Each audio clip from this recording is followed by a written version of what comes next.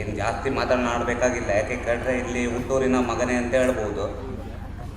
ದೇಹ ಬಿಜೂರಾದರೂ ಒಂದು ಕಣ್ಣು ಮೈಯಾಡಿ ಇನ್ನೊಂದು ಕಣ್ಣು ಪಡುವರಿಯಾಗಿರುತ್ತೆ ಬಂಧುಗಳೇ. ಪ್ರತಿದಿನ ಇಲ್ಲೇ ಓಡಾಡುವಂಥ ಹುಡುಗ ನಾನು.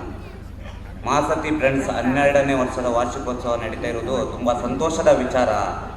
ಇದೇ ರೀತಿ ಗ್ರಾಮ ಮಟ್ಟದಲ್ಲಿ ಎಲ್ಲ ಕಡೆ ಕ್ರೀಡೆ ಕಾರ್ಯಕ್ರಮ ಆಗಬೇಕು, ಜನ ಸೇರಬೇಕು.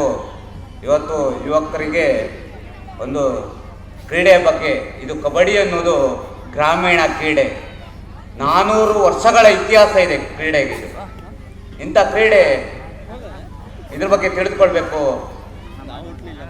ಮತ್ತು ಈಗಿನ ಯುವಕರು ಕ್ರೀಡೆ ಬಗ್ಗೆ ಜಾಸ್ತಿ ಆಸಕ್ತಿ ಇರಲ್ಲ. ಯಾಕೆಂದರೆ ವಾಟ್ಸಪ್, ಫೇಸ್ಬುಕ್, ಇನ್ಸ್ಟಾಗ್ರಾಮ್, ಮೆಸೆಂಜರ್ ಮೊಬೈಲ್ನಲ್ಲೇ ಇರ್ತಾರೆ.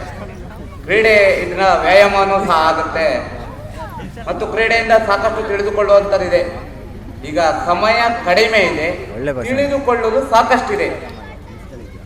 ಸಮಯ ಕಡಿಮೆ ಇದೆ, ತಿಳಿದುಕೊಳ್ಳುವುದು ಸಾಕಷ್ಟಿದೆ ಅನ್ನುವಂಥ ಜೀವನದಲ್ಲಿ ನನ್ನ ಮಾತನ್ನು 2 ಮಾತನ್ನು ಮುಗಿಸ್ತೇನೆ.